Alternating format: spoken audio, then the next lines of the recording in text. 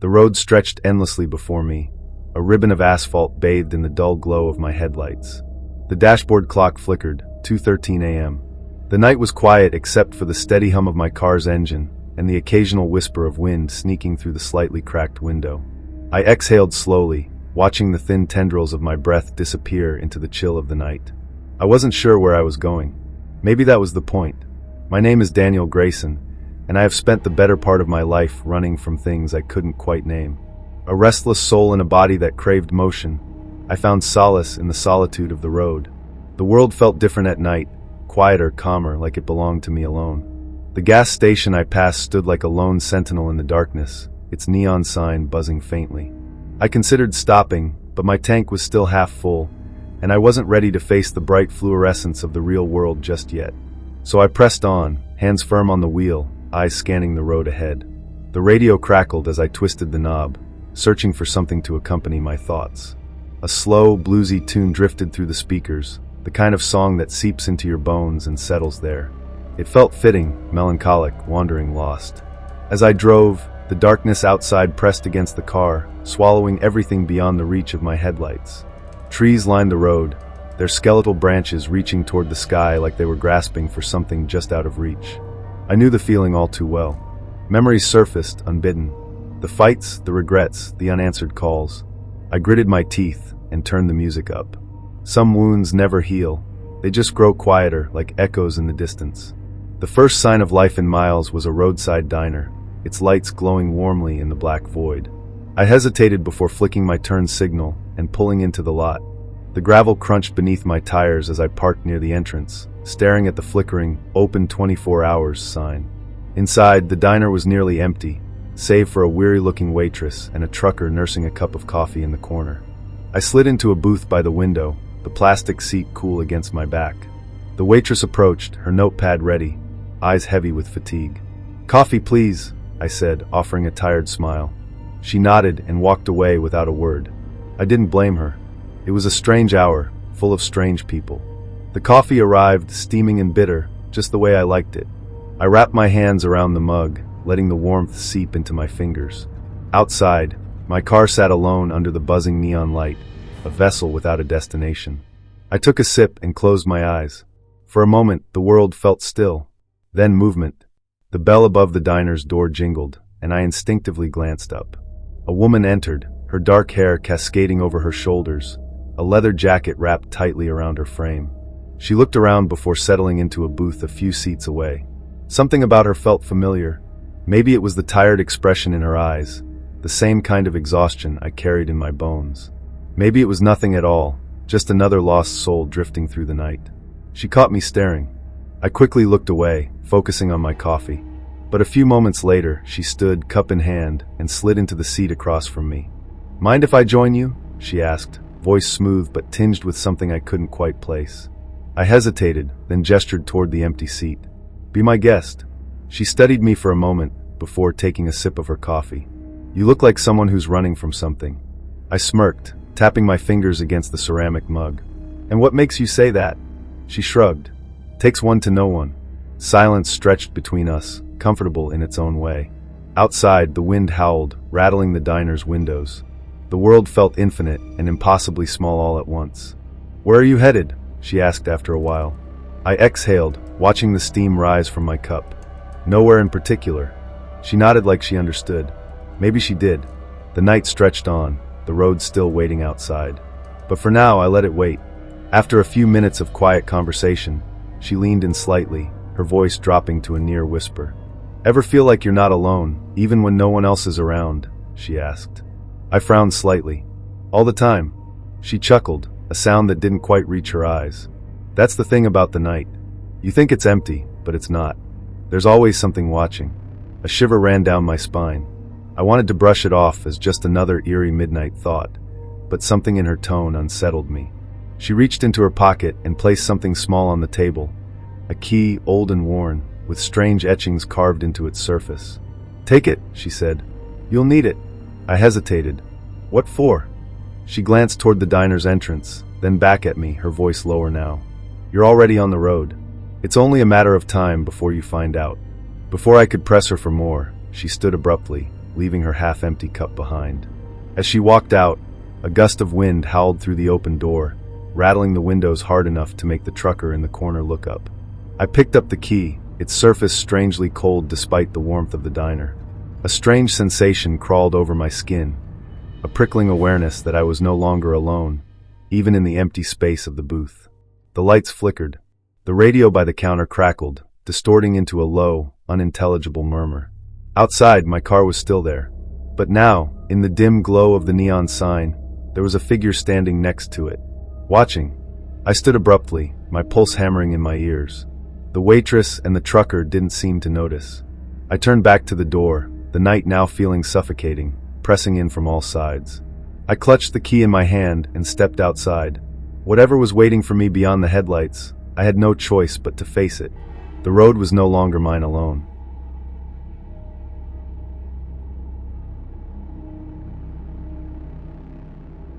The night air was thick with fog as I drove down the endless stretch of highway, my headlights cutting through the darkness like weak blades. The road was empty, not a single car in sight, and the only sounds were the steady hum of my engine and the occasional rustle of trees swaying in the unseen wind. The clock on my dashboard blinked 2:37 a.m. in dull green digits. I had been driving for hours, but I had no memory of when I had started or where I was going. My name is Michael Evans, a journalist who had spent too many sleepless nights chasing ghost stories and urban legends. Tonight was no different. I was on my way back from a small town where the locals spoke in hushed voices about strange disappearances along this very highway. They called it the Road of Echoes, a place where time bends, where people vanish, where whispers follow you even when you're alone. I scoffed at the idea, but as the night stretched on, doubt began to creep in. A sudden crackle from my radio startled me.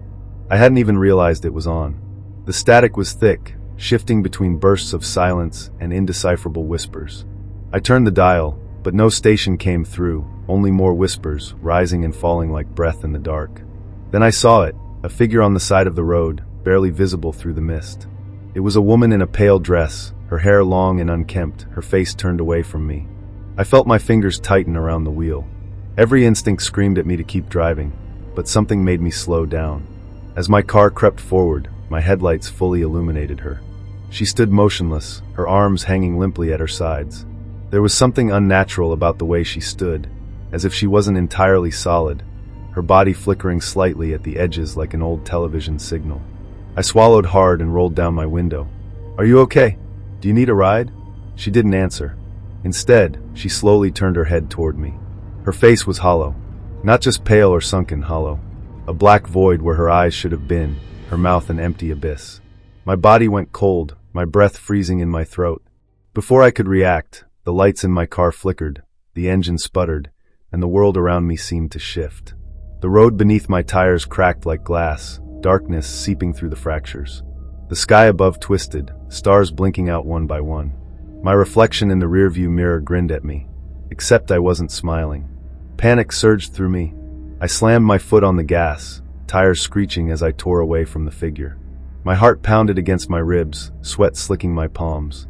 The radio erupted into frenzied whispers, voices overlapping, chanting my name over and over again.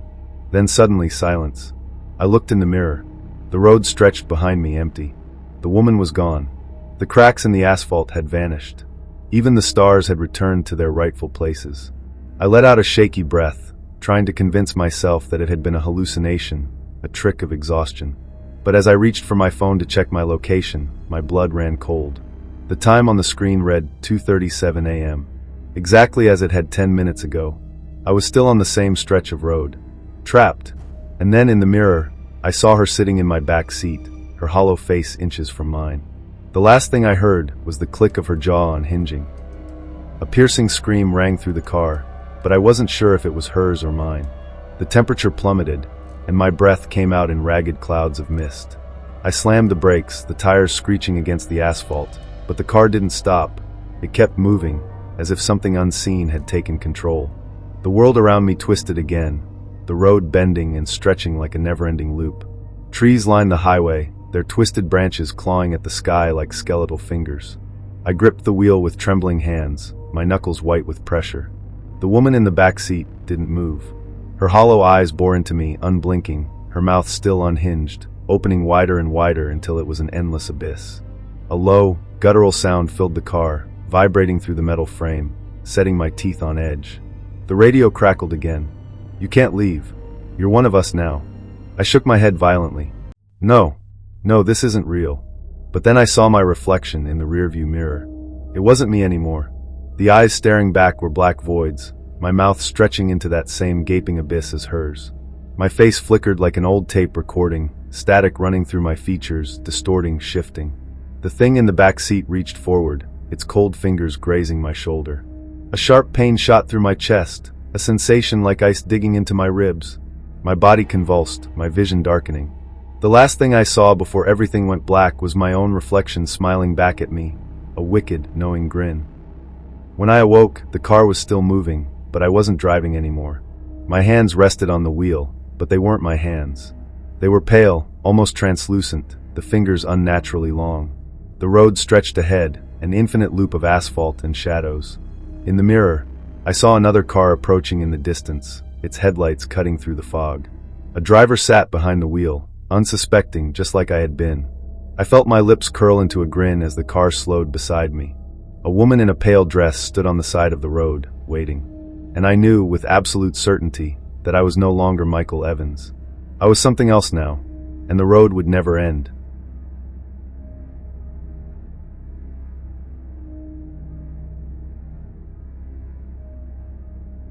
The highway stretched before me like a dark ribbon, illuminated only by the glow of my headlights. It was past midnight, and the world outside my car was a silent abyss. The hum of the engine and the rhythmic thump of the tires against the cracked asphalt were my only companions. My name is Daniel Carter, a man of routine and solitude, but tonight, something felt different. The fatigue weighed on me, but I pressed on, gripping the steering wheel with clammy fingers. My unshaven face itched, and my eyes, deep-set and weary, flickered between the road and the rearview mirror. I had no destination, only the need to keep moving, as if the night itself whispered for me to go on. The radio crackled, shifting between static and old jazz tunes, but nothing seemed to settle. I left it on low, a distant murmur against the quiet.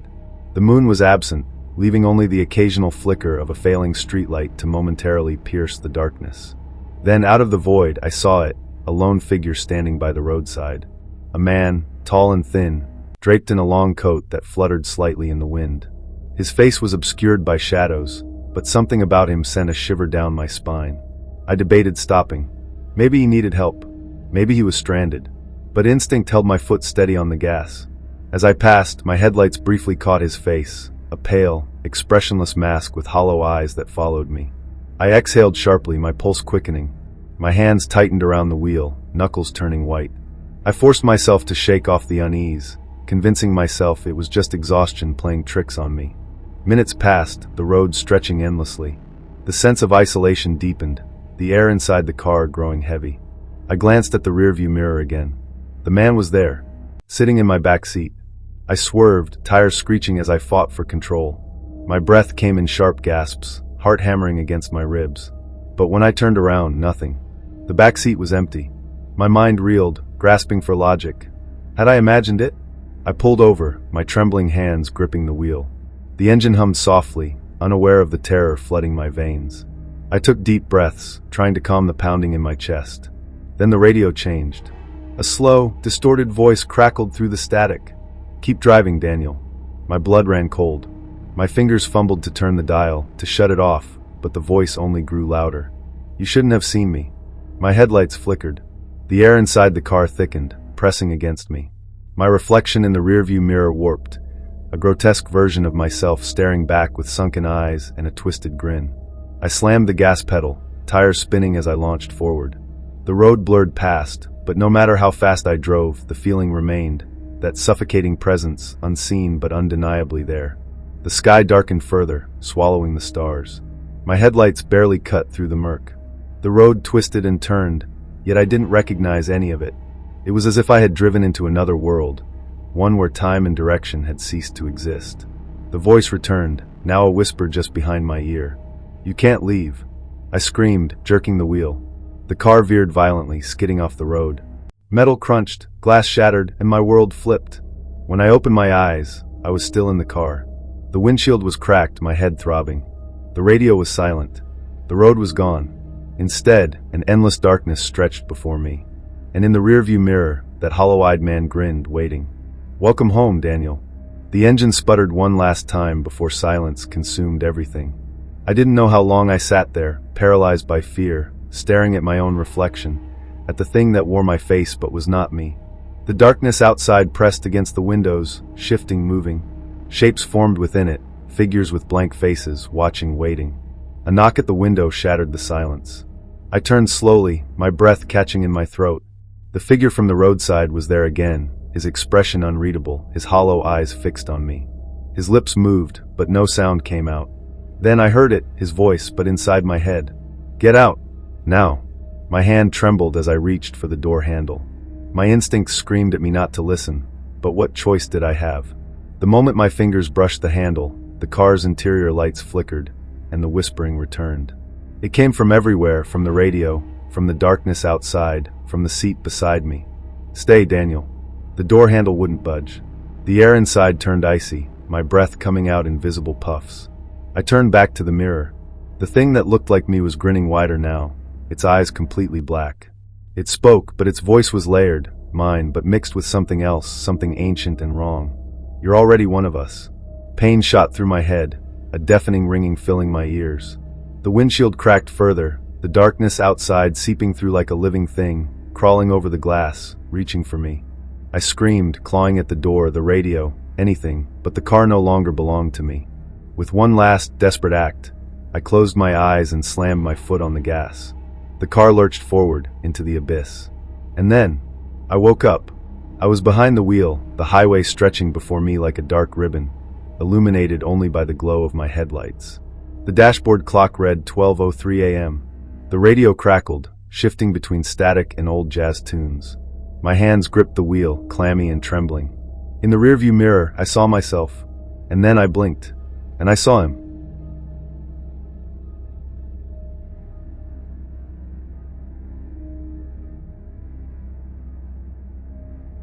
The highway stretched endlessly into the darkness, the moon barely illuminating the cracked asphalt. The hum of my car's engine was the only sound, a steady reminder that I was still in motion. The clock on the dashboard read 2:47 a.m. I had no destination, only a desire to keep driving, to escape whatever it was that clawed at the edges of my mind. The road was empty, save for the occasional flickering streetlight or abandoned gas station. My hands gripped the wheel tighter as I adjusted the rearview mirror. Nothing but the black void of the night stared back at me. And yet, an unsettling feeling settled in my gut, like I wasn't alone. I flipped on the radio, desperate for any distraction. Static greeted me, followed by a slow, haunting melody. The singer's voice was distant, almost distorted, as if it were being played from another time. Goosebumps rose along my arms as I listened, my pulse quickening with every note. Then I saw it, a figure standing on the side of the road, barely visible in the dim glow of my headlights. My heart lurched into my throat. They didn't move, didn't signal for help, just stood there motionless, watching. The closer I got, the more details emerged. A long coat, dark and tattered. A face obscured by shadows. Instinct screamed at me to keep driving, to pretend I hadn't seen anything. But my foot hesitated over the brake. Curiosity? Fear? Some inexplicable pull? I didn't know. I slowed to a stop, my headlights fully illuminating the figure. It was a man, or at least it had the shape of one. His face was pale, his eyes hollow, lips barely moving as if whispering something. I rolled down my window, just enough to hear. "Turn back," he murmured, voice barely above the wind. "Don't go any further." A chill ran down my spine. "What are you talking about?" I asked, but he only took a step back, shaking his head. Then in an instant, he was gone. I blinked. The road ahead was empty. No footprints, no sign that anyone had been there. My breath came in short, uneven bursts as I scanned the darkness, searching for any sign of movement. The radio let out a sharp burst of static. The haunting melody was gone. Instead, a new voice crackled through, a low whisper, repeating the same words. "Turn back." I slammed the radio off and gripped the wheel, my mind racing. I had to get out of there. Shoving the car into drive, I pressed the gas pedal, the tires screeching against the pavement as I sped forward. But the road, it was different. The streetlights that had lined the highway moments ago had vanished. The horizon was endless, a void of blackness stretching in every direction. My headlights illuminated only a few feet ahead before being swallowed by the dark. The road beneath me felt rougher, uneven, like it hadn't been touched in years. My breath caught in my throat as I glanced at the rearview mirror again. This time, something stared back. A face, not my own. Hollow eyes, wide and unblinking. A grin stretching impossibly wide. The whispering returned, but now it was inside the car. All around me. From the back seat. The last thing I heard before the darkness swallowed me whole was the sound of my own scream. And then silence. But it wasn't the end. I woke up still gripping the steering wheel, my breath ragged. The car was stationary, headlights still on, illuminating an unfamiliar road. The air smelled different, stale, ancient. The dashboard clock flickered erratically, the numbers changing in patterns I couldn't understand. 3:06 a.m., 4:13 a.m., 2:47 a.m. Back and forth, the numbers twisted, refusing to settle. A knock on the window shattered my trance. My heart pounded as I turned slowly. Outside, the same figure stood there, his pale face inches from the glass, his lips moving in silent words. I couldn't hear him, but I knew what he was saying. "You didn't listen." I fumbled with the ignition, desperate to start the car, but the engine only coughed and sputtered. The air inside grew heavy, suffocating. Shadows pooled at the corners of my vision, creeping toward me, twisting, taking shape. I was no longer alone. The radio crackled to life again. But this time, it wasn't a whisper. It was laughter. Low at first, then rising, twisted, distorted, mocking. My reflection in the rearview mirror changed, my own face warping, grinning, my eyes darkening into hollow voids. My hands, pale and unfamiliar, gripped the wheel tighter. I screamed, but no sound came out. The laughter only grew louder, filling my ears, my mind. The last thing I saw before everything went black was my own reflection leaning toward me, whispering words I could no longer understand. When I woke up, I was driving again. The clock read 2:47 a.m. The highway stretched endlessly into the darkness.